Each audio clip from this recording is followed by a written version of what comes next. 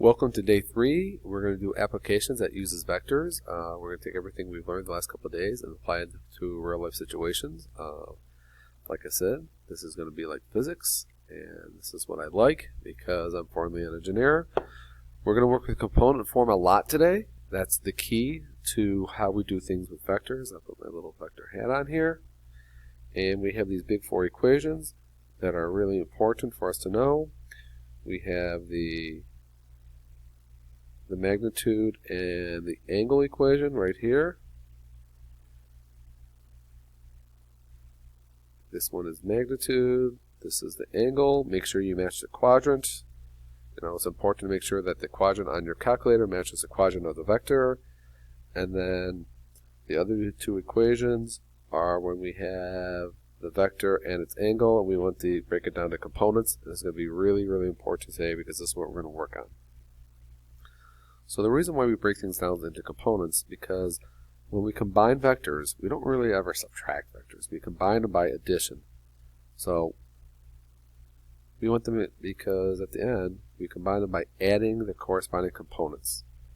So if I looked at these 2 vectors, let's call this one vector A, and this one down here, vector B.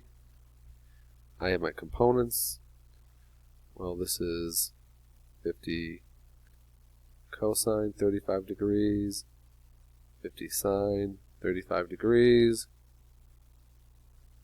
and vector B is 70 cosine of negative 75 degrees, 70 sine of negative 75 degrees, and you can do this all on your calculator. I'm going to add these 2 vectors together. Once I break them out in a component form, you see I did them in blue and red by plugging in my calculator, and I get 59.1 comma negative 38.9. That's in Q4. This is my result I'm doing here in black. And now, if I really want to know what is the effect, because that's breaking down a component form, I could find its magnitude and directional angle. So the magnitude is just taking the x and y components, squaring them, and adding them together and taking the square root. I don't use negative numbers there. I put my calculator, and I have that my magnitude is 70.8 newtons. And then my angle turns out to be inverse tangent of that. I get negative 33.4 degrees, which is in quadrant 4. Or you can add 360 to it because maybe you don't like the negative angle in quadrant 4, and you can get theta is equal to 326.6 degrees. Either one will work. They're both quadrant 4.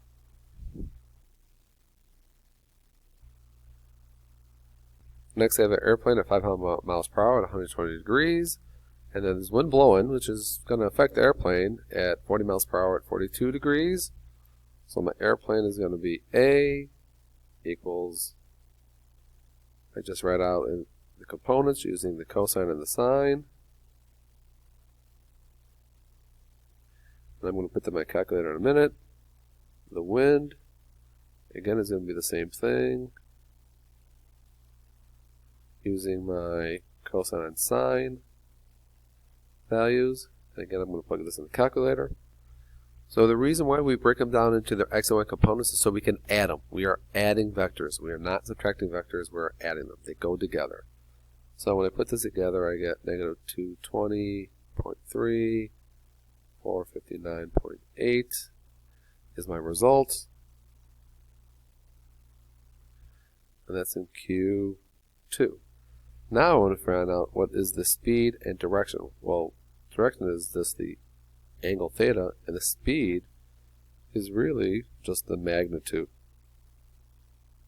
So we're going to take the magnitude and theta of my final result of R. So I put the x and y components in for the magnitude to square them. I don't use the negative because it doesn't really matter. And I get now that the speed, the magnitude, is 509 miles per hour. Well, a little bit faster than before. Now I do the inverse tangent of this angle, and I get negative 64.4 degrees, but that's in quadrant 4, and I want quadrant 2, so I better add 180. Remember, if they don't match, you got to add. So my angle now is 115.6 degrees, and that is in quadrant 2, so I'm pretty happy. But the moral of the story is, oops, let me grab.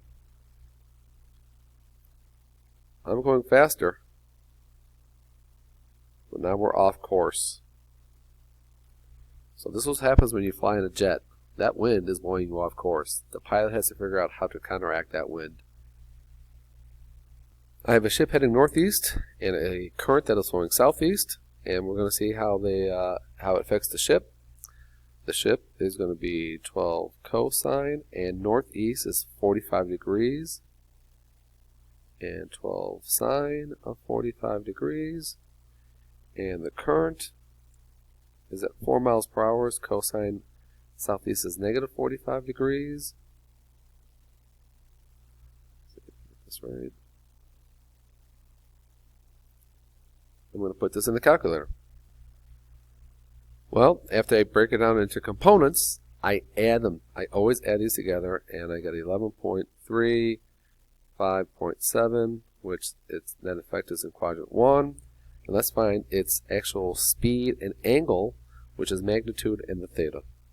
So I did the magnitude equation, I did the inverse tangent equation to get my magnitude of 12.7 miles per hour and my theta of 26.8 degrees. Quadrant 1, it matches. Again, same story as before. We're going faster than before. The current is helping the ship go faster, but now it's off course, and it's quite a bit off course. Okay, so we're going to work on problems where we have a bunch of forces acting together on one object, and we want to see what's going on. So we're going to work on things called equilibrium. The idea that when we have equilibrium, things are at a standstill, and I just noticed right now that equilibrium is misspelled. I don't know why it wasn't caught. Oh well, life goes on. And that means the sum of the forces in all directions, both the x and y components, have to equal 0, because that what makes it stand still. The sum of the net forces is equal to 0. So we have this picture here. We have vector A is 130 at 125 degrees. Vector B is 150. It's at 250 degrees. And then vector me at an unknown angle. So let's break down what we have. So you see I broke them down into their components, and I'm going to add them together. And when I add them together, A plus B is going to equal negative 125.9 comma negative 34.5, which is in Q3, but I want to stand still. So that means me, or vector me, whatever you want to call it, has to be equal and opposite. So vector me is going to be positive 125.9, positive 34.5, which is in quadrant 1. So that's the components of me. We're doing this tug of war where everything stands still. Now we have to find the magnitude of me to keep this at a standstill. So after I broke the me vector into components, I did the magnitude and the inverse tangent equation, and I found the magnitude of the me vector is about 130.5 newtons, and the angle which me is pulling at is 15.3 degrees, which is in quadrant 1, which is what we wanted. Okay, here's a real physics problem. We have a 1,000-pound box being supported by 2 cables. One is at 40 degrees from the girder above it, and one is at 25 degrees at the girder above it. So we have to figure out what's going on. I think we have to figure out what is the tension or the force in both cables. First I need to figure out what angles I really have. And remember, I'm measuring from the horizontal or the positive x-axis, which is way out here. So the first angle that I have, if this is 40, then this is also 40 degrees. That's from geometry class. Angle of elevation and depression are alternate interior angles. Well, this angle here is 25, so this angle here is also 25, but I'm not measuring from there. I'm measuring from here, so this angle here is 155 degrees. This is important. And then finally, if you remember from physics class, you had the weight of the crate at 1,000 pounds heading in the vertical direction, so that angle of that pink is 270 degrees. So now we're going to break everything into its components.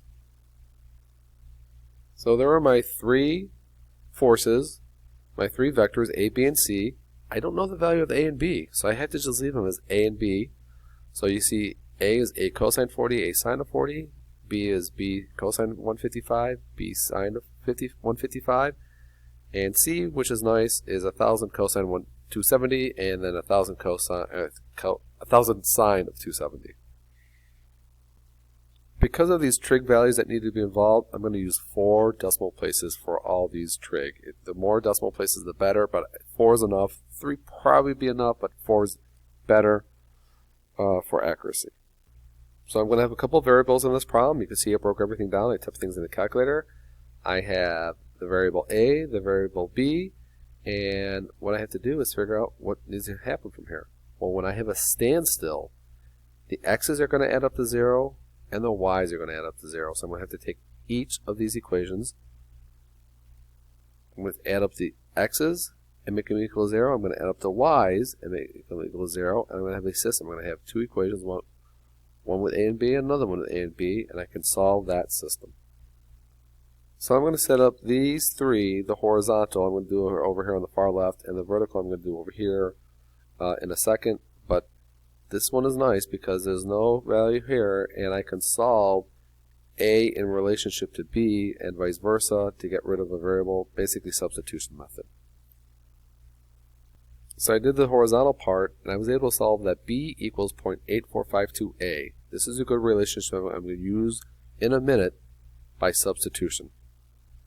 So you can see that I have set up my equation on the vertical, and what I'm going to do is I'm going to bring the 1,000 over by adding it, but I'm going to get rid of this B value by using my substitution of what I had for B earlier. So I got rid of that A value, or that B value, by putting in 0.8452A. I multiplied it out.